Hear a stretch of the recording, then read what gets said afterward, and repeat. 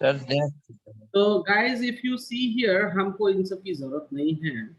हम सीधा यहाँ, ये तो 9th का है, 9th का देखने की जरूरत नहीं है हमें। ओके, सीधा हम यहाँ आते हैं 10th का। देखो गाइस, फर्स्ट टर्म के बारे में बता रखा है। फर्स्ट टर्म आपका टोटल होगा 50 मार्क्स का पेपर, और जैसा पहले नोटिस आया था कि एमसीक्यू होना है। ठीक है, तो नंबर सिस्टम जो है, जो पहला चैप्टर है, मतलब वो 6 मार्क्स का होगा। अलजेब्रा 10 मार्क्स का होगा। कोऑर्डिनेट ज्योमेट्री जो है वो 6 मार्क्स का होगा। ज्योमेट्री भी 6 मार्क्स का, ट्रिग्नोमेट्री 5 मार्क्स का, मेंसुरेशन 4 मार्क्स का, स्टैटिक्स प्रोबेबिलिटी 3 मार्क्स का। ठीक है, तो हम इसी के अकॉर्डिंग चलेंगे। एंड डोंट वरी गाइस, जो मैं आपको क्वेश्चन बताऊंगा एग्जाम, फाइनल एग्जाम में वही आएगा। ठीक है, सही उसके लिए में आप क्या सर भैया, ऐसा तो नहीं होता है कि जो आप भैया बताइए। पिछले 12 सालों से यही कर रहा हूँ। 10th के लिए स्पेशली जो मैं बताऊंगा वही आएगा, तो इस साल की बात नहीं है। सर इट्स सिर्फ नॉट न्यू। नंबर्स चेंज हो जाएंगे। क्या सिर्फ नंबर्स चेंज हो जाएंगे, मतलब नंबर्स टाइप। चेंज हुए? नंबर्स की मैं गारंटी नहीं लेता हूँ। मान लो कि मैंने नंबर लिखा 5, तो हो सकता है एग्जाम में नंबर 7 हो जाए वो। ठीक है, मतलब यस जैसे मैं एग्जांपल दे दूं एक आपको यहाँ पे, कि मान इस लो मैं क्या क्या मतलब आप टाइप बता सकते हैं कि इस टाइप का मतलब आएगा। जैसे मान लो मैंने एग्जांपल दिया कि मैंने लिखा example 4x square plus 10x plus 20 is equal to 0। आपको सॉल्व फॉर एक्स मैंने ऐसा आपको बोला कि ये आएगा। हो सकता है एग्जाम में 4 की जगह वो लिख दे 2x square plus 3x plus 10, ये लिख दे, हो सकता है। So this can be possible. Okay, just give me a second. Yeah, Avinash, good morning. Avinash, I will talk with you after 11:30. Okay. What is your doubt? Just message me on WhatsApp. Okay. हाँ हाँ, okay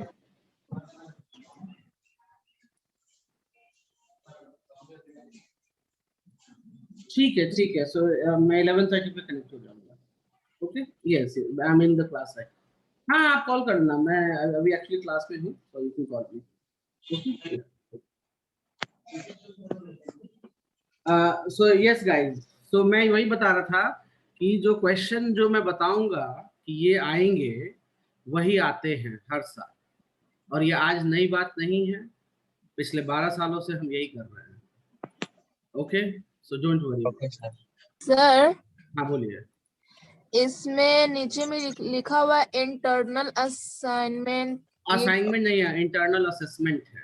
वो देखिए, school से पहले क्या होता था बता दे रहा हूँ। पहले सर होता था आपका, प्रोजेक्ट सुनिए पहले सुन लीजिए, पहले होता था फाइनल बोर्ड होता था आपका, उसमें 80 मार्क्स का क्वेश्चन होता था। 20 नंबर जो है वो स्कूल देता था। Internal assessment. ठीक है, 20 नंबर जो होता था वो कौन देता था? स्कूल वाले। तो जो स्कूल होते थे वो क्या करते थे ना, कि आपका जो यूनिट टेस्ट हुआ, आप जो प्रोजेक्ट करते हो, बहुत सारी चीजें आप करते हो ना स्कूल में, right? Unit test, project, attendance, इन सब के बेसिस पे जो सर आपके प्री स्कूल, बोर्ड। नहीं प्री बोर्ड नहीं वैल्यू होता था, यूनिट टेस्ट। इसमें डिफाइन किया हुआ है, मैं दिखाता हूँ वो किस बेसिस पे कहते हैं। देखो, पीरियोडिक टेस्ट जो होते हैं, यूनिट टेस्ट हाँ होते हैं, उसके बेसिस के लिए 3 नंबर मिलेगा आपको। मल्टीपल असेसमेंट के लिए 2 नंबर। ये पहले ये ज्यादा था, इसको डबल कर लो ना, 20 मार्क्स का था ये। सर, ठीक है, ये तो सर फर्स्ट टर्म का है, सेकंड टर्म में भी तो अरे 10 मार्क्स। रुको तो सही, मैं पहले की बात बता रहा हूँ। पहले जो होता था 20 नंबर का होता था। ठीक है, सर अभी भी तो 20 का ही है। 10 मार्क्स डिवाइड हो गया ना, सर पहले एक लेकिन साथ 20 दो था। टर्म होगा ना। क्या? हाँ पहले 100 का 20 था, अब हाँ, सिर्फ 50 का 10 है। अभी भी है वैसे ही, लेकिन अलग यस अलग सर। कर दिया है सबको। हाँ ठीक है, मतलब टर्म 1 टर्म 2 डिसाइड हो गया। अब जो आपके सीनियर लोग बोर्ड नहीं दिए हैं, तो आप लोग को 2-2 बोर्ड देना पड़ेगा। ठीक है, यस सर। फिर आपके तो सीनियर लोग, आप लोग के सीनियर लोग का भी बोर्ड आप ही को देना है। ठीक है, चलिए, उससे कोई मतलब नहीं है। देखिए, ये किस पर डिसाइड होता है इंटरनल मार्क्स, ये इस पर डिसाइड होता है। यूनिट टेस्ट, असेसमेंट मतलब कि जो होमवर्क मिलता था, बच्चे क्लास में कैसा करते थे कैसा नहीं करते थे, ठीक है, टीचर्स के साथ क्या बिहेवियर होता है, उन सब सर के बेसिस। पोर्टफोलियो क्या होता है? क्या पोर्टफोलियो? पोर्टफोलियो जो होता है, अगर देखा जाए, आपको एक अपना पोर्टफोलियो बनाने के लिए बोला जाएगा। पोर्टफोलियो कुछ नहीं होता है। पोर्टफोलियो में आप लोग ऐसे समझ लो कि रिज्यूमे, रिज्यूमे पता है ना, रिज्यूमे, रिज्यूम बनाना। हाँ हाँ हाँ।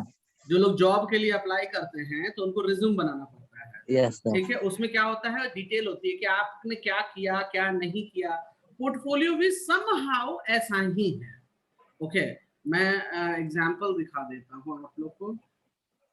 जैसे हीरो हीरोइन का भी पोर्टफोलियो बनता है। ओके, देखिए पोर्टफोलियो कुछ ऐसा रहता है। इफ यू सी, यहाँ देख रहे हो आप, ये देख रहे हो? Yes sir. तो यहाँ पे ये पोर्टफोलियो क्या है कि आपका नाम रहेगा, आपका काम रहेगा, दो चीजें होती हैं, ठीक है। अब जैसे ये जो भी पर्सन है, मुझे नहीं पता कि ये कौन है, ठीक है। इन्होंने क्या किया है कि इन्होंने अपना एक पोर्टफोलियो टाइप का कुछ एग्जाम्पल बना के दिया है कि क्या क्या चीज इनको आता है, क्या क्या चीज जानते हैं। अगर आप यहाँ देखो तो बहुत सारे पोर्टफोलियो हैं लाइक दिस। ये जो लड़की है, जो भी इसने अपना नाम बता रखा है, काम बता रखा है, तो पोर्टफोलियो कुछ ऐसा ही होता है। It's not deal. पोर्टफोलियो ऐसा कोई बड़ी चीज नहीं है। वो एक वो पीपीटी में आपको क्या करना होगा कि अपना फोटो लगाना होगा, नाम लगाना होगा, आपकी अपनी क्वालिटीज बतानी पड़ेंगी, आपको क्या क्या चीजें आती हैं, मतलब डिस्क्राइब योर सेल्फ। सिंपल सा मीनिंग है, describe yourself, that is known as portfolio, ठीक है। बनाने का थोड़ा तरीका अलग होता है। मैं ऐसा नहीं बोल रहा हूँ कि एकदम सिंपल तरीके में हो जाएगा। उसको तरीके से बनाया जाता है। इट्स फॉर्मेट, वो फॉर्मेट अगर चाहो तो मैं दे दूंगा, ठीक है। तो बट अभी इसके लिए कोई लड़ो झगड़ो मत कि अभी से परेशान होकर बैठे हुए हो। बहुत हाँ। इजी है एंड 10 नंबर के लिए आप परेशान नहीं हो। Got it? यस ठीक है। सर। हाँ, आप 40 मार्क्स के लिए फाइट करो, 10 नंबर के लिए आपको फाइट करने की जरूरत नहीं है। क्लियर है? वो यस सर देख लें, यस ठीक सर। है। चलो, सो गाइस अब हम आते हैं कि अच्छा एक चीज और, पॉलिनोमियल में गाइस क्यूबिक सर रिमूव हो गया क्यूबिक है। हटा दिया है। हाँ बिल्कुल। तो हम लोग थोड़ा ये देख लेते हैं फिर स्टार्ट करते हैं। और लीनियर इक्वेशन जो मैंने पढ़ाया था, इसमें आपको क्रॉस मल्टीप्लिकेशन मेथड भी रिमूव हो गया है। अगर आप देखो यहाँ पर क्या यस है, सर। सब्स्टिट्यूशन एंड एलिमिनेशन है, दो ही मेथड है। और वर्ड प्रॉब्लम थोड़ा बहुत इजी वाला रहेगा, दे विल हाँ not ask word problem tough वाला। और अच्छा, ग्राफिकल मेथड है गाइस, ग्राफिकल मेथड मैं बता दूंगा अगर नहीं बताया है तो, ठीक सर है। आप और बता। बता दिए हैं, अच्छा ठीक है फिर। हाँ और कंसिस्टेंसी इनकंसिस्टेंसी जो है वो तो रहेगा। अच्छा, कंडीशंस ऑफ सॉल्युबिलिटी रहेगा गाइस, उसमें लिखा नहीं है लेकिन ये वर्ड यहाँ पर यूज कर दिया है यस इस सेंटेंस में। वैसे तो इन्होंने यूज किया है ग्राफिकल मेथड के लिए, लेकिन कोई भरोसा नहीं है कि बोल देंगे हमने तो वर्ड यूज किया था, ठीक है। तो यस आप सर। बाद में कुछ नहीं कर सकते हो। तो क्रॉस मल्टीप्लिकेशन का कहीं वर्ड यूज नहीं किया गया है, तो ठीक है, वो रिमूव हम कर लेंगे। लेकिन आप प्लीज कंडीशन ऑफ सॉल्युबिलिटी तो याद रखना ही रखना। कंडीशन ऑफ सॉल्युबिलिटी दो तरीके से होता है, एक एल्जेब्रिकली हम सॉल्व करते थे, condition like a1 by a2 is equals to b1 by b2 not equal to c1 by c2, ऐसा वाला याद है। और यस एक सर। ग्राफिकली भी देखते हैं, ठीक है। चलो, तो ये तो already pair of linear equation करा रखा है मैंने, ठीक है। उसके बाद हम आते हैं कोऑर्डिनेट ज्योमेट्री में। कोऑर्डिनेट ज्योमेट्री क्या है guys? Concept of coordinate geometry, graph of linear equation, distance formula, section formula, internal division. अच्छा ठीक है। और इसका कितना नंबर का मार्क्स है कोऑर्डिनेट ज्योमेट्री का? एक मिनट, कोऑर्डिनेट ज्योमेट्री 6 नंबर का है और ज्योमेट्री भी 6 नंबर का है। ज्योमेट्री में सर क्या क्या इसमें है? एरिया ऑफ ट्रायंगल डिलीट कर दिया गया है। हाँ हाँ, कोई बात नहीं। हाँ, इसलिए तो वो डिलीट है। रुको, मैं मुझे दोनों में डिफरेंस देखने दो। क्योंकि क्या है गाइस, ये जो है ना, ये आसान है, बहुत आसान है। सर ट्रायंगल्स में कोऑर्डिनेट सर कोऑर्डिनेट ज्योमेट्री में सिर्फ area of triangle he delete हुआ है और यस कुछ यस यस, ओके ओके, वो समझ गया। ट्रायंगल्स चैप्टर ऐसा है ना, शुरू से ये उसमें चैप्टर कोई ऐसा है रिडक्शन नहीं है। कि इसमें मार्क्स ऑलवेज कम आता है। ट्रायंगल्स में marks always come in the sense क्या कि कम नंबर रहता है, पढ़ना बहुत रहता है, यस ठीक सर। है। मतलब मेरा क्या कंसर्न है कि 6 नंबर के लिए हमको इतनी सारी चीजें पढ़नी है, राइट? Yes, तो sir. मैं काम करता हूँ, मैं आज ट्रायंगल नहीं, क्योंकि ना एक मिनट रुको, ट्रिग्नोमेट्री देख लेंगे मुझे, ये तो आसान है, तुरंत हो जाएगा, और इस बार आसान दे रखा है, आइडेंटिटी भी तुरंत हो जाएगा। ट्रिग्नोमेट्री में भी कॉम्प्लीमेंट्री एंगल्स हटा दिया उससे गया। कोई फर्क नहीं पड़ता है, हाँ वो हटा दिया गया है, बट इट्स इजी। अब ये इजी हो गया है, देखो पहले प्रूफ Yes, जो sir. था, प्रॉब्लम यहाँ नहीं होती थी, this part is easy, problem होती थी बच्चों को इसमें, Yes, sir. आइडेंटिटीज में। आइडेंटिटीज में बहुत, आप लोग को ट्रिग्नोमेट्री Trigo कराए हैं हम लोग? identity. आप लोग को क्या? ट्रिग्नोमेट्री आप लोग को ट्रिग्नोमेट्री करा दिए हैं हम लोग कि नहीं? No, sir. नहीं कराए? कोई बात नहीं, ये देखो, तो एक काम करते हैं, ट्रायंगल शुरू नहीं करते हैं अभी, ट्रायंगल में Sir, लास्ट, हाँ बोलिए। area related to circle start रुको तो, करें। रुको भाई रुको, मैं Trigo डिसाइड करता हूँ, डोंट वरी। देखो मेरा क्या कंसर्न है कि आप लोग को जो इजी वाले हैं वो सब करा के एटलीस्ट नंबर ऑफ चैप्टर्स निकल जाएंगे, तो एक ही तो चैप्टर बचेगा ना। देखो प्लानिंग से चलो, बिना प्लानिंग से नहीं चलोगे। आपका देखो ये जो होना है एग्जाम, वो नवंबर दिसंबर में होना है, मैं पूरा सिलेबस नवंबर दिसंबर में फिनिश करने का सोच रहा हूँ, ठीक है? तो ये बात सही है कि पहले टर्म 1 फिनिश करेंगे, देन टर्म 2 फिनिश करेंगे, दैट इज राइट। एक तो वो स्ट्रेटेजी हमारी हो गई। दूसरा देखो कि ट्रायंगल में जाएंगे ना, so it will take 1 month whole, ये एक क्लास में खत्म नहीं होना है, ठीक है? तो ट्रायंगल्स को हम लास्ट में करेंगे। क्यों लास्ट में करेंगे ट्रायंगल्स को? बिकॉज इन चैप्टर को खत्म करना आसान है, तुरंत हो जाएगा, ठीक है? ये सारे तुरंत, इसको लास्ट में, क्योंकि इसमें पढ़ना बहुत ज्यादा है, बहुत ज्यादा। अब देखो क्या होगा दिक्कत, मान लो ट्रायंगल आज शुरू करते हैं, तो इट विल टेक टाइम, क्योंकि इसमें कुछ 80-90 प्रॉब्लम्स मुझे कराने ही पड़ेंगे, there is no option in that. तो आपका ये छूट जाएगा, क्या बोलते हैं, मतलब आपका कोऑर्डिनेट ज्योमेट्री रहेगा, ट्रिग्नोमेट्री रहेगा, मेंसुरेशन रहेगा, स्टैटिक्स प्रोबेबिलिटी। तो 4 चैप्टर का प्रेशर आपको समझ, नंबर ऑफ चैप्टर्स जो है ना, देखो मेंटालिटी देखी जाती है, ठीक है? आप सोच रहे हो कि मैं टफ चैप्टर करूं, एक टफ चैप्टर करने में कितने नंबर मिलेंगे? 6 नंबर। उसके चक्कर में एक, मैं यहाँ सर्कल कर ही देता हूँ, गिव मी सेकंड। जो स्ट्रेटेजी बनाओ ना, थोड़ा ढंग से बनाई जाती है, 1 2 3 4, इनको कराने में कम समय लगेगा। तो एक बात बताओ, आपको एग्जाम में कोई देखने जाएगा कि आपने ट्रायंगल सॉल्व किया था कि किससे मार्क्स लेकर आए हो? कोई पूछने ये जाता है क्या कि हाँ ठीक है आपने, अच्छा ट्रिग्नोमेट्री सॉल्व नहीं किया तो मार्क्स नहीं मिलेगा क्या? या फिर आपको मान लो 40 में 30, एग्जांपल में दे रहा हूँ, 40 में 35 आया तो कोई पूछेगा क्या कि ये नंबर किस चैप्टर से आया था? या सिर्फ मार्क्स पूछेगा? ये बताओ। सिर्फ मार्क्स, सिर्फ मार्क्स मैटर करता है, किस चैप्टर से आपने वो मार्क्स गेन किया ये मैटर नहीं करता है, ठीक है? सो गाइज मैं आपको एक बात बता रहा हूँ which is very very important और बहुत एक्सपीरियंस है। जो बहुत अच्छे स्टूडेंट्स हैं they will easily finish triangle, but जो अच्छे स्टूडेंट नहीं हैं, मतलब दे आर जस्ट एवरेज, उनको ट्रायंगल्स में प्रॉब्लम रहती है। इट्स बाय माय एक्सपीरियंस, मैं अपने एक्सपीरियंस बता रहा हूँ, ठीक है? मैं किसी को ये नहीं कह रहा हूँ कि आप अच्छे नहीं हो और आप नहीं कर पाओगे, मैं ऐसा कभी नहीं बोलता हूँ। बट यस, जो ब्रिलियंट स्टूडेंट्स हैं they will easily do this, but जो ब्रिलियंट नहीं है, दोज आर एवरेज और बिलो एवरेज, ठीक है? तो उनके लिए ट्रायंगल्स प्रॉब्लमेटिक हो जाएगा।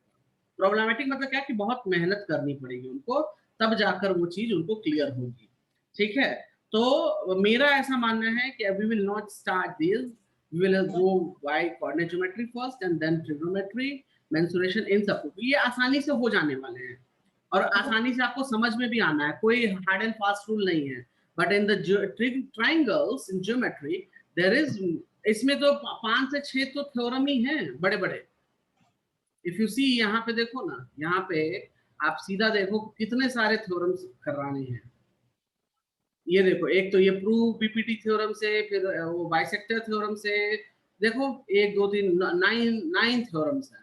Ratio of area of similar triangles, so many bisector theorem, Pythagoras theorem पे questions, and those are not easy questions, दिमाग लगेगा अच्छा वाला। Is that clear guys? Yes sir. तो हम सबसे पहले स्ट्रेटेजी हमारी ये है कि जो इजी वाले हैं वो सिमेट्री। हाँ, जो इजी वाले हैं उनको फिनिश पहले कर लो, तो उससे क्या होगा, प्रेशर खत्म हो जाएगा। उसके बाद क्या बचेगा कि ठीक है ना, 6 ही नंबर के लिए फाइट बची है ना हमारे पास, उसका क्या हो जाएगा कि सिर्फ 6 मार्क्स के लिए फाइट बचेगी। ठीक है, कर लेंगे ना अभी, लेकिन अभी उसको करने के चक्कर में हमारा 20 नंबर छूटेगा, तो वो ज्यादा खराब है या 6 नंबर छोड़ना ज्यादा खराब है? Sir 20 number. 20 नंबर छोड़ना ज्यादा खराब हो जाएगा, राइट? तो बेटर है कि उसको पकड़ो। एंड स्ट्रेटेजी मैं बताऊंगा, डोंट वरी। आप फर्स्ट टाइम कर रहे हो, I am doing this kind of strategies working from the last 12 years. Okay, आपका कोई चैप्टर बचेगा नहीं, दैट्स माय गारंटी। ठीक है, और सब कुछ क्लियर अच्छे से होगा। मेरा ऐसा अभी से ही मैं डिसाइड कर दे रहा हूं, देखो हर किसी का स्ट्रॉन्ग एंड वीक पॉइंट होता है। ठीक है, तो पहले अपने स्ट्रॉन्ग पॉइंट्स पे मेहनत करो। गाइज, आप लोग जो स्ट्रेटेजी बना, सब लोग मेरी आवाज सुन रहे हो? Yes sir. हाँ, मैं बहुत क्लियरली बता रहा हूँ। जो लोग क्या करते हैं, बच्चे क्या करते हैं, मैं मेंटेलिटी बता रहा हूँ बच्चों की। बच्चे टफ प्रॉब्लम पे पहले काम करना शुरू कर देते हैं। ठीक है, मैं कहता हूँ नहीं, don't do that. Tough problems जो है, देखो एग्जाम में, मैं अगर आपको एग्जाम की बात बताऊं, ठीक है, आउट ऑफ 100 में बात करता हूँ, आउट ऑफ 100, तो 40 मार्क्स का जो पेपर होता है वो इजी पेपर होता है। मतलब आउट ऑफ 100 में अगर देखूं तो 40 नंबर जो है वो इजी क्वेश्चंस आंसर होते हैं। ठीक है, उसके बाद जो हमारा 30 मार्क्स होता है वो मॉडरेट होता है। मॉडरेट मतलब लिटिल डिफिकल्ट, मतलब थोड़ा सा लिटिल अपर। और उसके बाद अगर आप जाओगे तो 30 मार्क्स का क्वेश्चन जो होता है वो डिफिकल्ट होता है। This is the pattern of every question, not in the maths. Every question paper, चाहे वो साइंस हो, हिंदी हो, इंग्लिश हो, सेट ऐसे ही किया जाता है। तो मेरा, बच्चे क्या करते हैं, मैंने देखा है, बहुत सारे बच्चों को देखा है, they fight for this first, they fight for this first. अब एक बात बताओ, मान लो कि आप जिम जाते हो, एग्जांपल लो, ठीक है, जिम जा रहे हो, पहले दिन ही जिम में जाके 100 केजी का डंबल उठा के काम करना शुरू कर दोगे क्या? No sir. पहले हम 100 केजी का तो डंबल उठा के नहीं काम करने लगोगे। आप कोई वर्क पे जाते हो, चाहे कैसा भी, रनिंग करने जाते हो, तो क्या पहले ही दिन एकदम आप 100 की स्पीड से भागोगे? और you will start slowly slowly. तो मेरा क्या मानना ऐसा है कि don't go for difficult first. क्यों? क्योंकि डिफिकल्ट तो ऑब्वियसली डिफिकल्ट है, उसमें तो टाइम भी लगेगा। मतलब अगर ये 30 नंबर बनाने के बैठे और अगर कहीं फंस गए तो ये 70 नंबर डूब जाएंगे आपके। और यही गलती करते हैं मोस्ट ऑफ द स्टूडेंट्स। मैं बहुत क्लियरली बता रहा हूँ, ये मैं, देखो मैं ये सब समझाता इसलिए हूँ कि आप लोग अगर कोई स्ट्रेटेजी यूज कर रहे हो तो प्लीज चेंज दैट। ठीक है, 30 नंबर के लिए आप 70 नंबर छोड़कर आप 30 नंबर पे फाइट कर रहे हो, ये कहाँ की सही बात है, बता दो मुझे। 70 नंबर को कवर करने के लिए, मान लो एग्जाम 1 साल का होता है, तो 70 नंबर को कवर करने के लिए आपको लगे 4 महीने, एग्जाम्पल लेते हैं, लेकिन इसको कवर करने में नेक्स्ट 3 मंथ्स लग जाएगा। Yes sir. क्योंकि डिफिकल्टी लेवल समझते समझते। ठीक है, तो एक बात बताओ, कम टाइम में हम ज्यादा नंबर गेन करें कि कम टाइम में हम कम नंबर गेन करें? What is our strategy? क्योंकि जब एग्जाम होगा तो कोई ये नहीं पूछने जाएगा कि भैया आपने अलजेब्रा का क्वेश्चन सॉल्व करके नंबर लाए थे, कि ट्रिग्नोमेट्री सॉल्व करके लाए थे, कि स्टैटिक्स सॉल्व करके लाए थे। कोई ये पूछता है क्या? या कब आपको भी पता चलता है क्या कि किस क्वेश्चन में कितने नंबर मिले थे आपको? बोर्ड में तो नहीं मिलता है, बोर्ड में आपको कॉपी देखने के लिए नहीं मिलेगा। ठीक है, तो आप तो कभी समझ ही नहीं पाओगे कि किस क्वेश्चन में कितना मार्क्स मिला था। टोटल नंबर समझ में आता है, टोटल नंबर इतना हुआ। तो अगर टोटल नंबर हमको इजी वाले करने से मिल जाते हैं एंड मॉडरेट वाले से मिल जाता है 70 नंबर, और मान लो 30 में से अगर आप, एक मैं एग्जांपल ले रहा हूँ, 20 मार्क्स का भी आप सॉल्व कर लेते हो तो 90 हुआ ना जी। If you see the sum, it goes 90। देखो मैं तो 100 की बात करता हूँ, मैं तो ये, मेरी बात करोगे तो मैं तो ये डिफिकल्ट को भी छोड़ता नहीं हूँ। But I am talking about the student who is just average, below the average. ठीक है, जो बिलो द एवरेज स्टूडेंट है उनके लिए स्ट्रेटेजी है जी। और मैं जो स्मार्ट स्टूडेंट है उनके लिए भी, ऐसा नहीं कि नहीं है। आप ठीक है ना, आप 70 नंबर के लिए पहले इजी कर लो, 30 नंबर के लिए प्रैक्टिस करो बाद में, ठीक है। उससे क्या होगा कि जो देखो बच्चे क्या होते हैं 60-65 पे लटक जाते हैं। नो, उस पे लटकने का है ही नहीं। 90 तो आराम से स्कोर हो सकता है। 90 स्कोर करना is not a big deal. मैं अगर लास्ट के 3 महीने भी पढ़ाऊंगा ना तो भी 90 आएगा। अगर मैं लास्ट के 3 महीने डेली क्लास करता हूँ किसी बच्चे के साथ, ठीक है, बिलो द एवरेज स्टूडेंट, उसको भी 90 आता है। देयर इज ए स्ट्रैटेजी बना के चलनी पड़ती है, और ये स्ट्रैटेजी सबको नहीं पता है कि कैसे करना है। ओके, सो आप प्लीज स्ट्रैटेजी पे फोकस करो। मेरा कंसर्न ये होता है कि इजी वाले में एक तो टाइम नहीं लगेगा, अच्छा एग्जाम के क्वेश्चंस बनाते वक्त भी टाइम नहीं लगेगा, राइट? तो आप तो ये इजीली स्कोर कर लोगे। फाइट यही करनी है जो भी है, तो पहले इजी वाले चीजों को क्लियर करो ना, ताकि एटलीस्ट मान लो 30 नंबर छूट भी रहा है तो 70 नंबर तो आएगा मुझे। मान लो एग्जांपल दिया कि 30 नंबर बहुत डिफिकल्ट क्वेश्चन दे दिया उन लोगों ने, इस बार पेपर बहुत डिफिकल्ट था, ठीक है ना, डिफिकल्ट था तो जो इजी वाले हैं उनको तो स्कोर कर लो। 70 नंबर मान लो कि सब सारे बच्चे वैसे ही हैं तो 70 नंबर तो आपके पास है। यस अरे गेटिंग द स्ट्रेटेजी गाइस। तो जो लोग अपने घर में प्रैक्टिस करने के लिए सोच रहे हैं नहीं पहले हम डिफिकल्ट प्रॉब्लम करेंगे, पूरा डिफिकल्ट बहुत कम पूछा जाता है, 30% डिफिकल्ट होता है। अगर आप देखोगे पेपर में सिर्फ 30% ही डिफिकल्ट होता है। 30% के लिए आप अपनी पूरी मेहनत लगा देते हो और जो इजी है उसको देखते ही नहीं। मैंने बहुत ट्रेंड देखा है कि हार्ड प्रॉब्लम। अरे भाई हार्ड प्रॉब्लम से क्या हो जाएगा? थोड़ी ना पूछ रहा है कि आपने हार्ड प्रॉब्लम सॉल्व करके मार्क्स लाए थे या इजी प्रॉब्लम सॉल्व करके मार्क्स लाए। मार्क्स से मतलब है कि मार्क्स किधर कैसे आया, ठीक है। Yes sir. कोई एक बात बताओ, घर में भी रोटी बनती है, चपाती बनती है, किसी घर में छोटी रोटी बनती है, किसी घर में बड़ी रोटी बनती है, किसी घर में पतली रोटी बनती है, किसी घर में मोटी रोटी बनती है।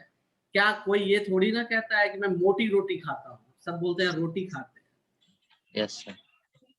बात समझ आई? सब लोग क्या कहते हैं, भैया क्या खाए हो, तो रोटी खाए हैं सर। कोई ये नहीं बोलता है कि मोटी रोटी थी, छोटी रोटी थी, पतली रोटी थी, या रोटी भारत का नक्शा था, ठीक है। अब जैसे मैं बनाता तो भारत का नक्शा बन जाता है, वो भारत का नक्शा नहीं मतलब किसी का भी नक्शा बन जाता है, गोल तो नहीं बनता, ठीक है। तो कोई ये थोड़ी ना कहता है कि जी मैंने ऐसा खाया, सब कहते हैं जी रोटी खाई है, ठीक है। सो दैट डजंट मैटर कि आप किस टॉपिक से मार्क्स ला रहे हो, वो मैटर नहीं करता है। मार्क्स कितना ला रहे हो ये मैटर करता है एंड ऑफ द एग्जाम, ठीक है। आपके अगर 6 नंबर आए ज्योमेट्री में पूरे और बाद बाकी नंबर गोल, तो सब यही बोलेगा अरे फेलियर है, ठीक है। और मान लो एग्जांपल लेते हैं कि वो 6 नंबर छोड़ देते हो, अब अदर नंबर्स पूरा गेन कर लेते हो, तो आपको कितना मिलेगा आउट ऑफ 40? अगर मैं 40 में बात करूं तो 34 नंबर तो आएगा। तो 34 नंबर इज नॉट खराब नहीं है वो किसी एंगल से। Understand guys? Yes sir. चलिए तो अब हम अपना काम शुरू करें, बहुत भाषणबाजी हो गई, ठीक है। सो गाइस हम स्टार्ट कर रहे हैं कोऑर्डिनेट ज्योमेट्री, ठीक है। किसी को Yes. प्रॉब्लम? हाँ बोलिए। सर वो मतलब नवंबर दिसंबर में सिर्फ ऑब्जेक्टिव होगा ना? हाँ ऑब्जेक्टिव होना है, लेकिन ऑब्जेक्टिव होना है। हाँ बोलिए। सारा क्वेश्चंस ऑब्जेक्टिव होगा, एक होता है ना कि शॉर्ट आंसर, एक होता है लॉन्ग आंसर। ये कह नहीं सकते, ये कह नहीं सकते हैं, और बोला तो है सीबीएसई के ऑब्जेक्टिव लेंगे टर्म 1 में, ठीक है। अब देखो ऑब्जेक्टिव लेने के 2-3 तरीके हो जाते हैं। एक ऑब्जेक्टिव हुआ कि बहुत इजी प्रॉब्लम पूछ लिया, ठीक है, और एक होता है कि उसमें डिफिकल्ट लेवल भी डाल रखे हैं। तो डिफिकल्ट लेवल तो डालेंगे जी, आप उससे मत भागो, ठीक है। वो ऑब्जेक्टिव हो चाहे जो भी हो, मेरा ऐसा मान, देखो ये फर्स्ट टाइम हो रहा है तो कोई प्रिडिक्ट नहीं कर सकता है, ठीक है। मैं लेकिन आपको ऐसा प्रिपरेशन कराऊंगा कि आपको डरना नहीं है किसी भी चीज से, ठीक है। उसके लिए आप बेफिक्र रहो। मैं जो आपको प्रिपरेशन कराऊंगा देखो मैं आपको डिफिकल्ट लेवल तक का प्रिपरेशन कराऊंगा, इजी प्रॉब्लम्स आए तो क्या फर्क पड़ता है, इजी से डर, इजी से प्रॉब्लम हो जाएगी क्या, इजी से प्रॉब्लम हो जाएगी क्या गाइस, बोलो। No sir. फिर तो मैं तो आपको डिफिकल्ट लेवल तक पढ़ाऊंगा ना, मैं इजी तक नहीं पढ़ा रहा हूँ, मैं अपनी तरफ से मैं कुछ नहीं छोड़ूंगा, so don't worry about it, ठीक है। आपको Yes, ये sir. लग रहा है कि मैं डिफिकल्ट लेवल नहीं कराऊंगा या ये नहीं कराऊंगा, ऐसा नहीं है। मैं जब पढ़ाता हूँ तो मैं सब कुछ पढ़ाता हूँ, ठीक है। मैं स्ट्रेटेजी डिफाइन कर रहा था कि आपकी क्या स्ट्रेटेजी होनी चाहिए, ठीक है। स्ट्रेटेजी वो अलग चीज होती है, पढ़ाना अलग चीज होता है, अंडरस्टैंड। वो स्ट्रेटेजी आपके लिए बनाई जाती है, स्ट्रेटेजी मेरे लिए नहीं बनाई जाती है, क्योंकि मुझे तो चैप्टर में सब कुछ पढ़ाना है। Are you getting my point? अब ये 6 मार्क्स का जो होगा, मुझे पता है ये 6 नंबर में क्या पूछेंगे कोऑर्डिनेट ज्योमेट्री में, आई नो दैट। मैं आज ही लिख सकता हूँ कि ये क्या पूछेंगे। मुझे आज अगर आप 2 घंटे दोगे तो मैं इनका पेपर पूरा बना दूंगा 2 घंटे में, और ये सर, क्या क्वेश्चन पूछेंगे वो भी रहेगा उसमें। हाँ बोलिए। आप पीडीएफ भेज दीजिएगा ना कौन सा पीडीएफ? सर, जो बनाई है क्वेश्चन। तो अभी थोड़ी ना बनाते हैं, हम भी बहुत अच्छे वाले हैं, हम अभी नहीं बनाते हैं, वो हम बनाते हैं एग्जाम से 15 दिन पहले, ठीक है। अभी नहीं बनाता मैं।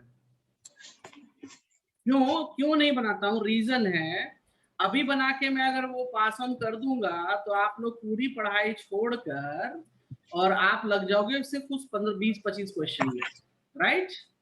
उससे Yes, क्या होगा, देखो मैं आज तक तो भगवान की दया से अच्छा चलता आया है, मतलब कि जो मैं सेट करता हूँ वो सारे क्वेश्चंस वहीं से आते हैं, आई नो, और ये होता आया है, मैं हर साल वेरीफाई करता हूँ, लेकिन मैं भी तो ह्यूमन हूँ ना, मैं कोई मशीन तो हूँ नहीं। हो सकता है कि मैंने इस बार सेट किया और हो सकता है वो नहीं आया, तो फिर आप क्या करोगे, आप फिर तो मुझे ही दोष दोगे।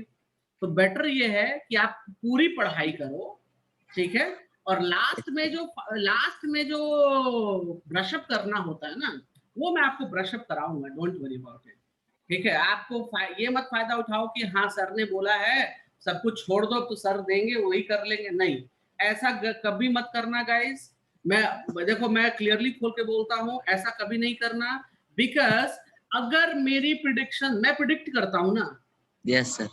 कोई लोग जो प्रिडिक्शन करते हैं, मैं एग्जांपल देता हूँ, जैसे आप लोग भी देखे होंगे घर में पंडित जी लोग आते हैं, कहते हैं अरे ये लड़का तो भविष्य में अमीर होगा, ये होगा, वो उसके चक्कर में बैठ गया, ठीक है, कि अरे हम तो होंगे ही, तो थोड़ी ना हो जाएगा यार। तो मैं वैसा बिलीव नहीं करता हूँ, ठीक है। मेरी बिलीव वो नहीं है, मेरा बिलीव वर्क को लेकर है, आप वर्क अपना करो, मैं आपकी मदद करूंगा, ठीक है। भरोसे मत बैठो कि हाँ ये सर देंगे ही तो उससे काम हो जाएगा, तो ये करना नहीं, वैसा नहीं, पंडित जी वाला काम नहीं करो, ठीक है, डोंट डू दैट। मान लो मैंने प्रिडिक्शन की और वो रॉन्ग हो गया तो क्या करोगे, फेल हो जाओगे? नहीं हो सकते ना फेल, आपने 1 साल देना है पूरा, 1 साल आपका खराब हो जाएगा।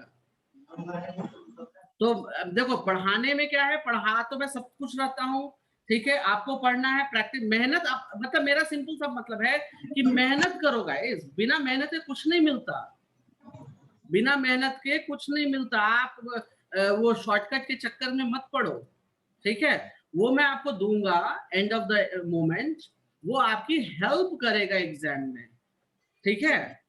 यस जैसे mock sample test papers, mock samples होते हैं, वैसे वो हेल्प करेगा, आप उसके भरोसे मत बैठना गाइस, मैं अभी ही कह रहा हूँ दैट आई डू, बट मुझे वो चीज नहीं करनी चाहिए, बट मैं स्टिल करता हूँ बच्चों के लिए, ठीक है, कि बच्चों को एटलीस्ट मार्क्स आ जाए, जो बच्चे पढ़ाई नहीं कर रखे हैं एटलीस्ट उनकी हेल्प हो जाए, मैं उनके लिए करता हूँ। मैं अच्छे स्टूडेंट्स के लिए वो नहीं करता हूँ, अच्छे स्टूडेंट्स के लिए मैं सिंपल कहता हूँ भैया तुम अच्छे से पढ़ाई करो पूरी और एग्जाम दो, it's not for the good students. जो मैं चीजें करता हूँ that is for the bad students, bad मतलब जो पढ़ाई नहीं करते हैं, और जो पढ़ाई नहीं करते तो फेल भी हो जाएंगे तो उनको फर्क नहीं पड़ता है, सिंपल सी बात है। जो पढ़ाई नहीं करते वो फेल भी हो जाएं तो कोई फर्क पड़ेगा क्या उन्हें, कोई फर्क नहीं पड़ता है। लेकिन अगर आप लोग फेल हो जाओगे तो आप लोग को फर्क पड़ेगा, कहीं मुंह दिखाने के लायक नहीं रहोगे आप लोग, ठीक है, फेल क्या, नंबर कम आएगा तो भी नहीं, दोस्त के यहाँ नहीं जा पाओगे, कहीं इधर उधर नहीं जा पाओगे, सब पूछ रहे कितना नंबर आया, अच्छा यही बहुत घटिया नंबर लाया है, क्या फायदा हुआ रह के पढ़ते पढ़ते। चलिए बहुत बकवास हो गई, we will start our things now. So guys, we will start the coordinate geometry. ठीक है? Yes sir. सर अब बोलिए। सर इसमें मतलब कि टॉपिक में दिया हुआ था अलजेब्रा, तो अलजेब्रा में तो polynomial, linear equation, quadratic equation और अरिथमेटिक प्रोग्रेशन ये सारा आएगा ना? नहीं, अलजेब्रा में टर्म 1 में पॉलिनोमियल और लीनियर इक्वेशन ही है। टर्म 1 की बात कर रहे हो ना प्रतिभा? Yes sir. तो टर्म 1 में अलजेब्रा में देखो, मैं दिखाता हूँ, ये देखो, ये दिख रहा है अलजेब्रा, ये दिख रहा है अलजेब्रा। हाँ सर। इसमें क्या है, पॉलिनोमियल है और पेयर ऑफ लीनियर इक्वेशन, इसके बाद तो कोऑर्डिनेट ज्योमेट्री शुरू हो जा रही है। तो टर्म 1 का जो अलजेब्रा है उसमें ये है, ठीक है। अब टर्म 2 का अलजेब्रा देखो, टर्म 2 में भी अलजेब्रा है, ऐसा नहीं कि वहां अलजेब्रा नहीं है, वहां अलजेब्रा में क्या है, वहां टर्म 2 में क्वाड्रेटिक और अरिथमेटिक प्रोग्रेशन है। बात समझ में आई? पहले ये एक ही साथ होता था, पहले ये अलजेब्रा में ही सब आते थे, इस बार आपका अलग अलग डिवाइड कर दिया गया है।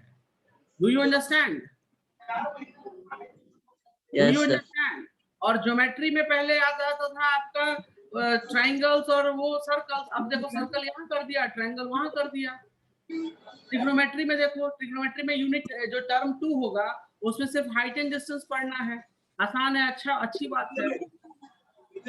तो do you clear Pratibha? Pratibha do you clear? हाँ, तो अभी वो मत घबराइए, जो बता रहा हूँ वो कीजिए चुपचाप से, ठीक है, ज्यादा दिमाग नहीं लगाना है। तो गाइज आप लोग कोऑर्डिनेट ज्योमेट्री पे वर्कआउट करोगे, is it clear that? Yes. Yes sir. चलो तो कोऑर्डिनेट ज्योमेट्री शुरू करो, टॉपिक का नाम लिखो सभी लोग,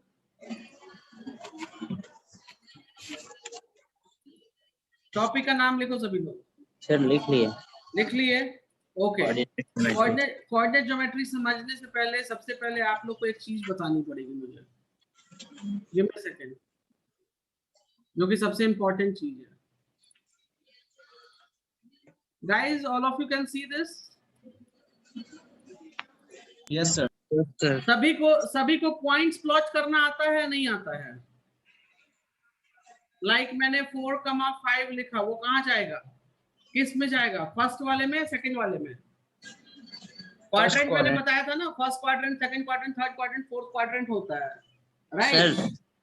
फर्स्ट क्वाड्रेंट। तो ये जाएगा हमारा फर्स्ट क्वाड्रेंट। तो गाइस देखो, कुछ बहुत लोग क्या करते हैं कि y पहले ले लेते हैं और x बाद में। गाइस ऑलवेज याद रखना, x पहले आता है, y बाद में आता है, okay? So it will come where? 4,5 like this. Understand? Yes sir. Yes. Give me a second.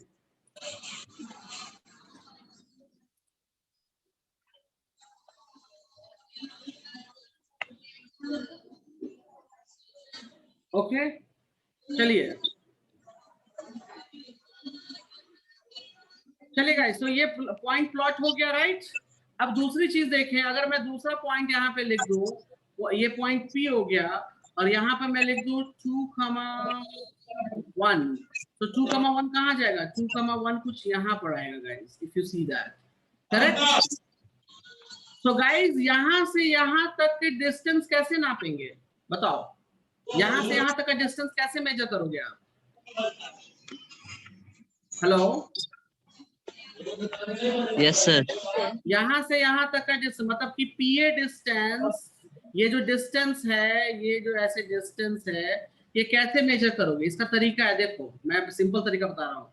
एक लाइन यहाँ ऐसे बनाएंगे, एक लाइन यहाँ ऐसे बनाएंगे, ये कितना हो जाएगा, 5 - 1 4 हो जाएगा, और ये हो जाएगा 2। तो गाइस ये पाइथागोरस थ्योरम अप्लाई कर सकते हो, यहाँ पे पाइथागोरस थ्योरम अप्लाई कर सकते हो। मतलब PA के लिए क्या हो जाएगा, 4² + 2²। तो अगर हम ये कर दे तो हमको ये मिल जाएगा, PA वैल्यू मिलेगा या नहीं मिलेगा? गाइस मिलेगा या नहीं मिलेगा? मिलेगा। This is the way how we do this. तो अब इसी चीज को मैं थोड़ा सा लिख देता हूं, डिस्टेंस फॉर्मूला। तो गाइस मैं यहाँ डिस्टेंस फॉर्मूला लिखने जा रहा हूं, प्लीज आप लोग ध्यान देंगे। डिस्टेंस फॉर्मूला क्या होता है? कुछ नहीं, मान लो एक कोऑर्डिनेट ये है, एक कोऑर्डिनेट ये है, ठीक है, इसको माना हमने x1 y1 और इसको मान लिया मैंने x2 y2। तो डिस्टेंस फॉर्मूला में अगर हमको ए बी निकालना है, that means this is how much distance, तो हम सीधा फॉर्मूला अप्लाई करेंगे, x1 माइनस x2 का whole square plus y1 minus y2 का होल स्क्वायर। और मेरी बात ध्यान से सुनिएगा गाइस, आप x2 माइनस x1 का whole square and y2 minus y1 का होल स्क्वायर। एक चीज याद रखना गाइस, बहुत इंपॉर्टेंट चीज यहाँ बता रहा हूँ, बच्चे बहुत मिस्टेक करते हैं, बच्चे यहाँ बहुत मिस्टेक करते हैं कि यहाँ पर x1 ले लेते हैं और यहाँ पे y2 ले लेते हैं। नहीं, अगर आपने पहले इसको लिया है तो पहले y भी लेना पड़ेगा, y2 को ही पहले। जैसे इसमें देखो मैंने x2 माइनस x1 लिखा है, तो यहाँ पर भी y2 माइनस y1 लिखा है। मैंने ऐसा नहीं कर दिया कि यहाँ y1 माइनस y2 कर दिया, नहीं। अगर वैसे करोगे तो दिक्कत हो जाएगी, प्रॉब्लम हो जाएगी। तो अगर आप पहला इसको मानते हैं तो ऑलवेज पहला इसको लोगे और इसको दूसरा लोगे क्वेश्चन के अंदर। Do you clear that? Do you clear that? Yes sir. Okay, किसी को डाउट है डिस्टेंस? अच्छा, अगर डिस्टेंस में डाउट है तो ये कॉन्सेप्ट सोचना गाइस, ये कॉन्सेप्ट देखो मैंने क्या किया था, मैंने दो कोऑर्डिनेट बनाए। Okay, I will mute somebody. कौन अनम्यूट है? Abhinay, you are please mute yourself.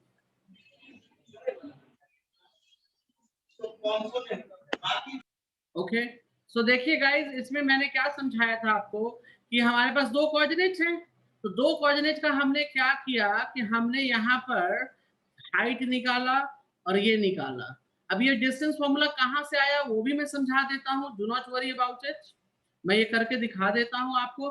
मैंने देखो गाइस, ये याद करना है आपको, ठीक है, कैसे आता है ये वो मैं अभी करके दिखा देता हूँ, लेकिन आप लोग यही याद रखेंगे, इसका डेरिवेशन से कोई मतलब नहीं है, इसके डेरिवेशन से कोई भी मतलब नहीं है, इस बात को क्लियर मैं पहले ही कर दे रहा हूँ, ठीक है। आप लोग सीधा फॉर्मूला याद करेंगे। So guys, if I have a two coordinates का मतलब दो पॉइंट्स हमने यहाँ ले लिया, इसको मैंने माना x1 y1 और इसको मैंने माना x2 y2। तो अगर गाइस हाँ बोलिए। वीडियो नहीं आ रहा है। वीडियो नहीं आ रहा है गाइस? सबको दिख रहा है या नहीं दिख रहा है? Yes sir. यस सर, दिख तो जिसको नहीं दिख रहा है प्लीज रिज्वाइन कर लो, रिज्वाइन कर लो, इंटरनेट का इशू होगा, ठीक है गाइस। अब देखो हम इसको करते कैसे हैं गाइस, कुछ नहीं, यहाँ पर आपको एक ट्राइंगल बना देना है। क्या बना देना है? एक ट्राइंगल। ट्राइंगल बनाने के लिए क्या करेंगे, बी से परपेंडिकुलर ऐसे नीचे एक लाइन ड्रॉ करेंगे और ये यहाँ से एक हॉरिजॉन्टल ऐसे ड्रॉ करेंगे। तो देखो गाइस, ये ट्राइंगल बन गया हमारा। If you see that 90 degree वाला ट्राइंगल, राइट। अब सी पॉइंट का कोऑर्डिनेट क्या हो जाएगा? अगर आप यहाँ कोऑर्डिनेट चेक करोगे तो ऊपर से आया नीचे की तरफ, तो मतलब ये तो x2 था, राइट, और नीचे से आया तो ये y1 कोऑर्डिनेट हो जाता है। क्या हो जाता है? y1। अगर मैं यहाँ पे ग्राफ बनाऊं तो इसको कहेंगे y1, इसको क्या कहेंगे? y1, और इसको कहेंगे गाइस हम x1। सॉरी, ये देखो मैं यहाँ बना देता हूँ, इसको कहेंगे y2।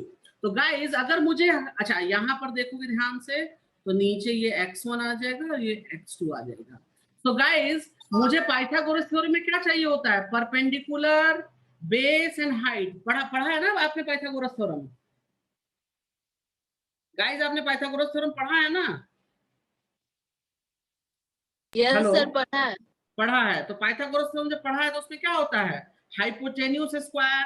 हाइपोटेन्यूज स्क्वायर का मतलब ये हो गया हमारा हाइपोटेन्यूज, ये हो जाएगा परपेंडिकुलर और ये हो जाएगा बेस, ठीक है। तो आप सभी ने पढ़ाई कर रखी है कि hypotenuse square is equals to perpendicular square plus base square, इस चीज की पढ़ाई कर रखी है।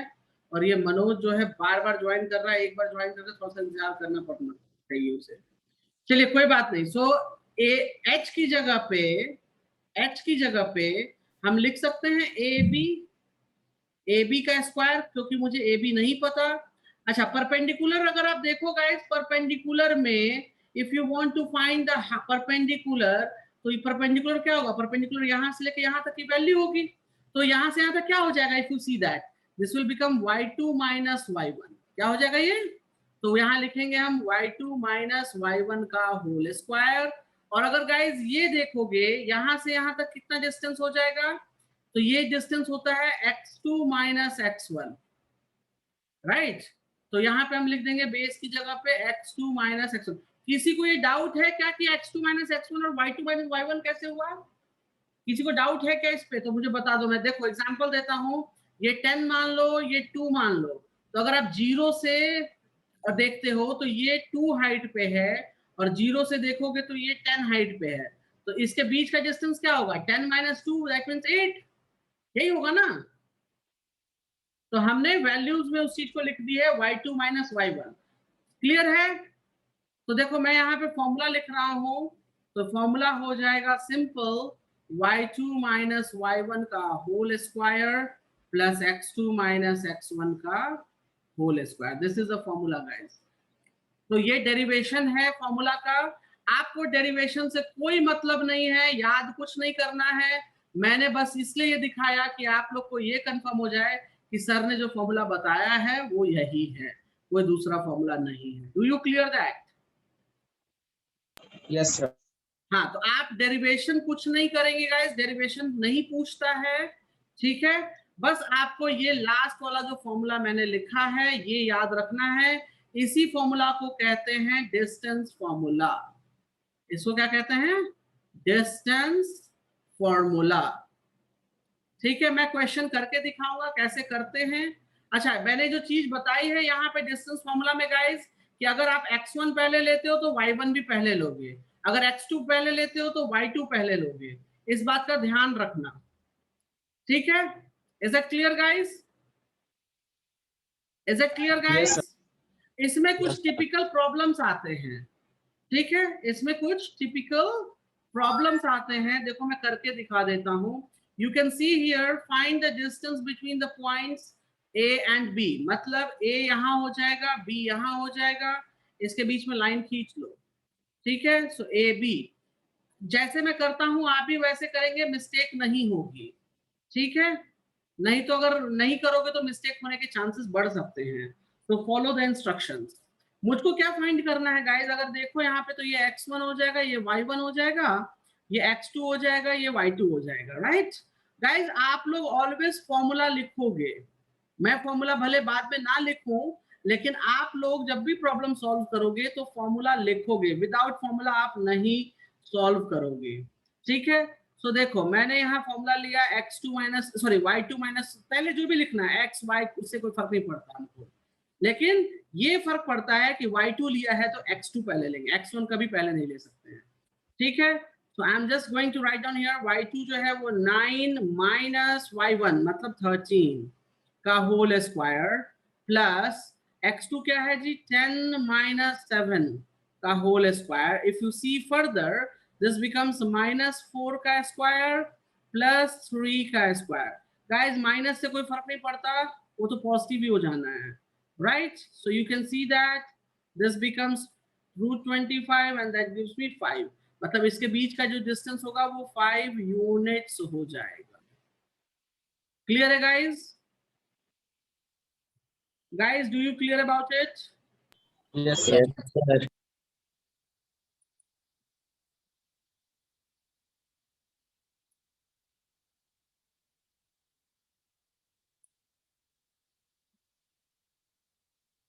Give me a second.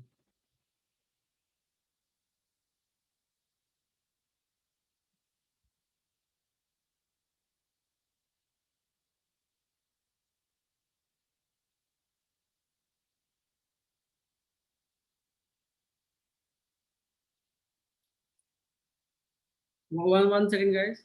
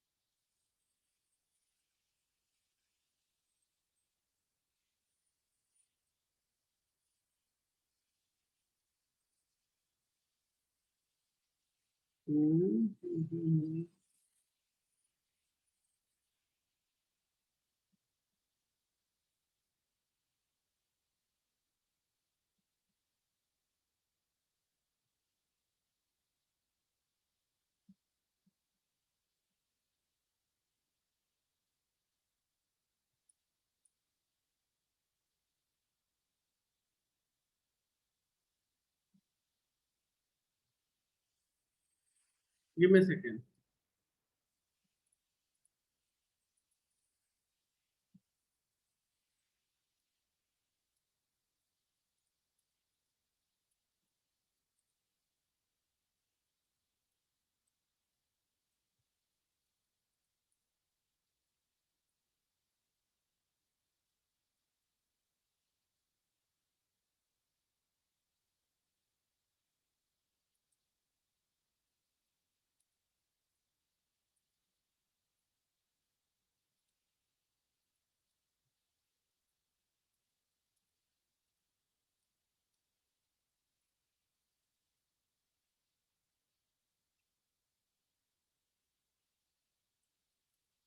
Give me a second, guys.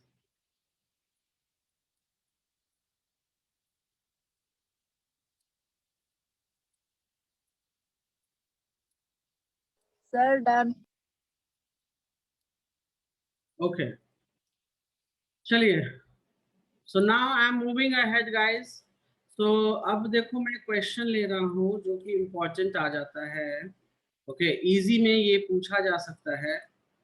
This question also comes in easy, guys. ठीक है. अब ये देखो, इसको क्या बोलते हैं? Find the distance of the point from the origin. From origin का क्या मतलब हो जाएगा? 0 0, राइट? तो आप यहाँ पे लिख लो P, ओरिजिन को O बोलते हैं, तो ये तो 0 0 हो जाएगा. और ये क्या हो जाएगा? 6 माइनस 6. तो PO निकालने के लिए क्या करोगे गाइस? देखो मैं क्या करता हूँ पता है आपको? मैं तो सीधा सीधा डिफरेंस लिख देता हूँ. मतलब इसका क्या डिफरेंस आएगा? 6 आ जाएगा. और इसका क्या डिफरेंस हो जाएगा गाइस? -6². तो कितना हो जाएगा? 36 √72. अब √72 को सॉल्व कर लो, जो भी आता हो. ठीक है. अगर √72 को मैं सॉल्व करूंगा तो 6√2 हो जाएगा. Do you clear how we can solve this? Yes. चलो एक और क्वेश्चन जो डिस्टेंस फॉर्मूला पे आपसे पूछा जा सकता है, which I will give you right now. Give me a second. I'm giving you guys.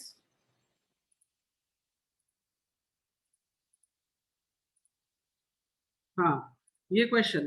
पहले क्वेश्चन को अच्छे से रीड करो. क्या क्वेश्चन है? रीड करो please.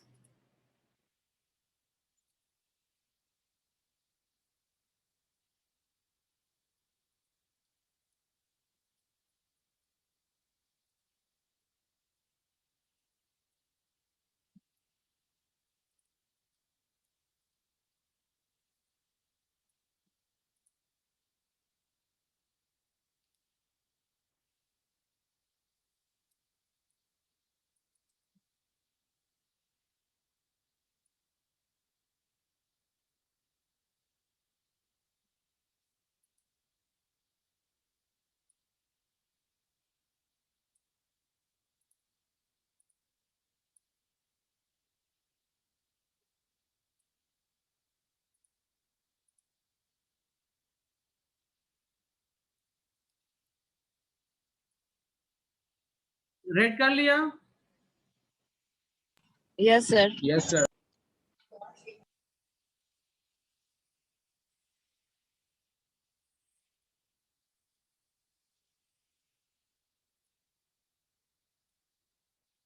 Okay. Give me a second.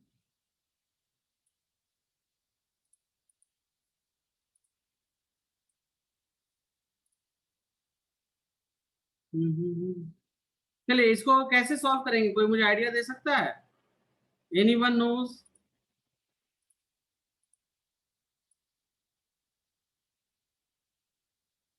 Anyone knows? Yes, sir.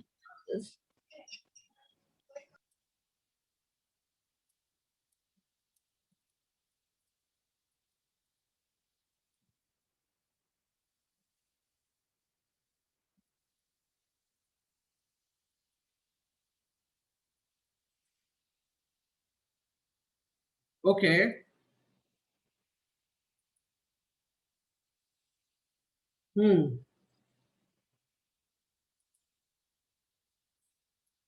चलिए इसको देखिए कैसे सॉल्व करते हैं गाइस। यहाँ कह रहा है find the value of x for which the distance between the point is 10 unit। मतलब अगर मैं ये PQ देखूं so P and this is the Q right। तो इसके बीच में ये हो गया 4 -5 और ये हो जाता है 12 and x। x बाद में भी लिखा है तो हमें कोई फर्क नहीं पड़ता, वो तो x वैल्यू है ना। और डिस्टेंस कितना है 10। तो क्या मैं यहाँ लिख सकता हूँ P, अच्छा PQ is equals to, if you see here guys, देखो मैं डिफरेंस देख रहा हूँ x वाला डिफरेंस 4 - 12 मैं डायरेक्ट लिख रहा हूँ देखो, प्लस -5 - x का होल स्क्वायर राइट। ये कितना हो जाएगा, ये 10 ऑलरेडी दे रखा है हमें। ओके अंदर सॉल्व करो तो अंदर ये हो जाएगा -8 का स्क्वायर और ये बन जाएगा कितना, अगर मैं माइनस कॉमन ले लेता हूँ तो ये 5 + x बन जाएगा and that will become the positive right. अगर आप देखो स्क्वायर हटा दें तो स्क्वायर हटा देंगे तो ये 100 हो जाएगा, 100 हो जाएगा तो ये 64 हो जाएगा। इसको सॉल्व करने का तरीका क्या हो जाएगा, 25 + 10x + x square guys. Can you see that, can you see that. Yes अब Yes, सर। sir. अब अगर सॉल्व करेंगे हम तो ये कितना हो जाएगा, लेट्स वर्क आउट। इसको इसको सॉल्व करो,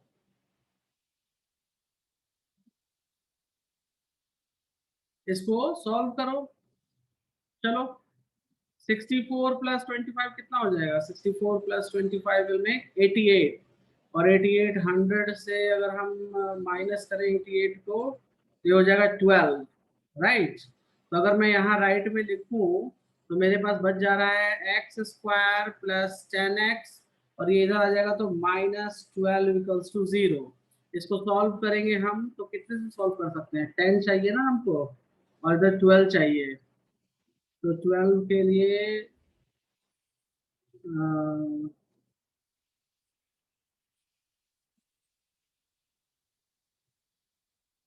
है कितना कितना लिखेंगे, 12 के लिए 2 6 और ये 2 3 4 3 12 नहीं 4 3 7 ये नहीं दे रहा है।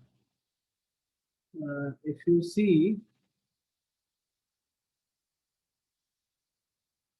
12 आएगा, कुछ और आएगा, कुछ गलती हुई है, नहीं 12 नहीं 11 आएगा, sorry sorry sorry sorry guys, 12 नहीं 11 आएगा यहाँ पे, माय मिस्टेक। क्योंकि 64 + 25 कितना हो जाता है, 64 + 25 विल मेक 89, 100 से 89 जाएगा तो आएगा ये 11, सॉरी मैंने गलत लिख दिया पहले। तो हाँ तो ये तो सिंपल है, इसको ले लेंगे 11x - 1x - 11 = 0। तो x + 11 - 1 x + 11 = 0। तो x + 11 and x - 1 = 0। तो x is equals to -11 और 1, क्या लेंगे हम, x is equals to -11 और 1। डू यू अंडरस्टैंड कैसे सॉल्व करेंगे गाइस। Yes, sir. ओके चलिए एक और क्वेश्चन है which is needed।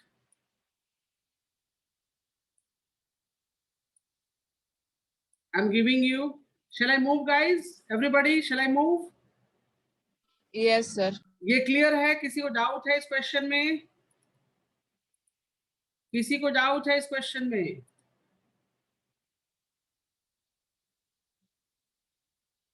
Okay I am moving guys. Guys ये क्वेश्चन रीड करो आप लोग, क्या कहता है, find a point on y axis, कहां पर पूछने के लिए कह रहा है, find a point on y-axis which is equidistant from the point this। अच्छा चलो मैं एक काम करता हूँ, मैं ग्राफ बना लेता हूँ। तो ये हो गया मान लो मेरा ग्राफ, ठीक है, ये समझाने के लिए बता रहा हूँ गाइज आपको। तो ये x, ठीक है। अब देखो सबसे पहले मान लो इसको मान लिया हमने a और इसको मान लिया हमने b राइट। तो a कहाँ पे आएगा, -5, 2 कुछ यहाँ पर आएगा। कैन यू सी दैट, मतलब माइनस वाला इधर जाता है राइट। और दूसरा कहाँ पे जाएगा, 9 कमा -2, मतलब 9 कुछ यहाँ रहेगा, ये यहाँ जाएगा। Can you see that guys, can you see that? मैं इसको लिख भी देता हूँ, 9 कमा -2, और यहाँ पे ये आ जाएगा -5 कमा 2। अब एक बात देखो गाइस, अगर आप इसको मैं इसको ड्रॉ कर देता हूँ, इस लाइन को, इस लाइन को मैंने क्या कर दिया, ड्रॉ कर दिया। तो find the point on Y axis, मतलब मुझे कौन सा पॉइंट निकालना है, मुझे कौन सा पॉइंट निकालना है, मुझे ये पॉइंट निकालना है। अच्छा, according to question which is equidistance from the point, मतलब ये यहाँ पे मान लो मैं इसको नाम दे देता हूँ, इसको तो मैंने बी दिया, इसको ए दिया, इसको मैं पी दे देता हूँ। तो पी बी और पी ए इक्वल है, कहता क्या है, पी ए और पी बी इक्वल है। कंडीशन क्या दे दी इन्होंने स्टार्टिंग में, P A is equals to P B, याद रखो गाइस, ठीक है। अब कोई मुझे बताएगा कि वाई एक्सिस पे पॉइंट मुझे ढूंढना है, तो x की वैल्यू क्या होगी y एक्सिस पे, कोई मुझे बताएगा? p का कोऑर्डिनेट मैं क्या लिखूं, बोलो, p का कोऑर्डिनेट मैं क्या लिखूं गाइस? p का कोऑर्डिनेट हो जाएगा 0 कमा y। क्यों 0? क्योंकि देखो ना, x की वैल्यू तो 0 रहेगी ना। अगर आप देखो इस पे कहीं भी मैं पॉइंट लेता हूं, इस लाइन पे कहीं भी ऊपर से लेके नीचे तक, तो x की वैल्यू तो 0 आएगी। Are you getting my point guys, what I mean here? मेरी बात समझ में आई कि मैंने क्या बताया यहाँ पे, या नहीं आया? Yes sir. याद रखना, जो यहाँ पे लिखा जाएगा, जैसे देखो यहाँ लिख दिया इन्होंने क्या, y एक्सिस, तो आप y को मानोगे और दूसरे को 0 मानोगे। अगर यहाँ पे x एक्सिस हो जाता तो यहाँ आप x लिख देते और इसको 0 लिख देते, अगर x एक्सिस होता तो। ठीक है, अब इसको सॉल्व कैसे करेंगे? तो ऑलरेडी क्वेश्चन में बता दिया है, इक्वी डिस्टेंट है, तो इक्वी डिस्टेंट का मतलब हो गया P A is equals to P B. तो कोई बात नहीं, आप पी ए और पी बी मतलब निकालो। तो ये देखो, पी ए निकालने के लिए सिंपल तरीका, मैं यहाँ P A is equals to P B लिख रहा हूँ, ठीक है। तो इसका क्या हो जाएगा, स्क्वायर रूट ऑफ -5 -0 +2 -y का होल स्क्वायर। पीबी क्या हो जाएगा, 9 -0 का होल स्क्वायर एंड -2 -y का होल स्क्वायर। अगर देखो दोनों साइड स्क्वायर रूट है तो हटा दें दोनों साइड का स्क्वायर रूट इजिली, क्योंकि दोनों साइड कैंसिल कैंसिल हो जाएगा। तो ये मैं लिख सकता हूँ सिंपली 25 2 -y का होल स्क्वायर, इसको लिख सकते हैं 81, और ये हो जाएगा 2 + y। क्यों? क्योंकि -1 मैंने कॉमन ले लिया पहले ही, राइट गाइस। चलो सॉल्व करो फर्दर। सो फर्दर सॉल्व करेंगे, so I am just going to solve it here. तो 25 4 माइनस ये कितना हो जाएगा, ये अब इसको लिख लो ना, प्लस माइनस 2 to 4, तो 4y, और ये हो जाएगा 81 4 + y² + 4y। तो गाइस अगर देखो, ये 4 कैंसिल, ये y² कैंसिल, तो लास्टली क्या बचा हमारे पास, 25 - 4y is equals to 81 + 4y। अगर आप इसको सॉल्व करते हो तो ये 25 - 81, राइट, और इज इक्वल्स टू 16y हो जाएगा। Correct guys? सो ये कितना हो जाएगा, 25 - 81, 25 - 81 will become here -56, -56, oh sorry, इस 16 कैसे, 8y, ओहो, give me second guys, delete ना हो जाए, एक सेकंड मैं सेव कर लेता हूँ। मैंने गलती लिख दी है, 448 होता है ना, 16 लिख दिया वहां पे, give me second.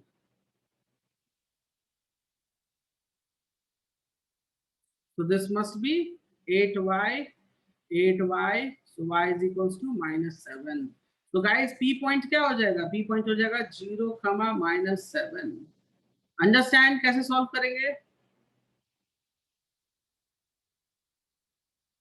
Guys, do you understand कैसे सॉल्व करेंगे?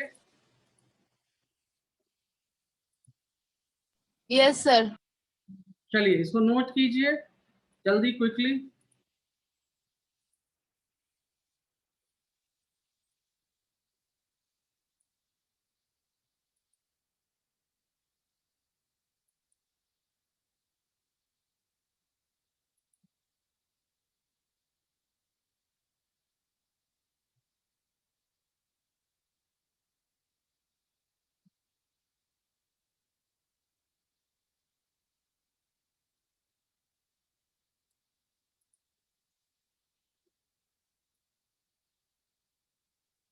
सॉल्व कीजिए, नोट डाउन कर लीजिए guys.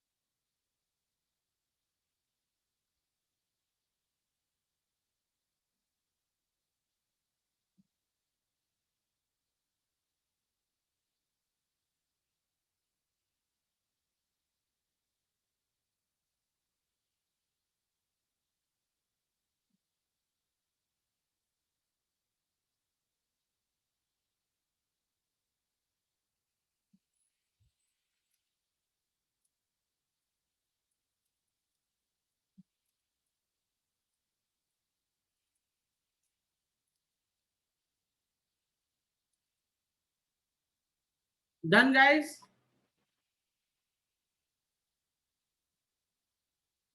Please let me know. ठीक है गाइस, सो आप लोग इस पे थोड़ा प्रैक्टिस कीजिए, ठीक है। तो कोऑर्डिनेट ज्योमेट्री में इस तरह के क्वेश्चंस रहेंगे आपको डिस्टेंस फॉर्मूला पे, ओके। मैं एक दो प्रॉब्लम और करा दूंगा बाद में, जैसे सेक्शन फॉर्मूला वगैरह भी होता है हमारा, ठीक है। सो ये तुरंत हो जाएगा, ओके। दो क्लास में ये खत्म हो जाएगा चैप्टर, दो क्लास और होगी, ये chapter will finish. Understand guys? Yes ठीक है, सर। हाँ चलिए आज के लिए इतना ही रखते हैं, and we will do more later, okay. चलिए बाय। किसी कुछ पूछना है? हेलो हेलो, किसी को कुछ पूछना है गाइस?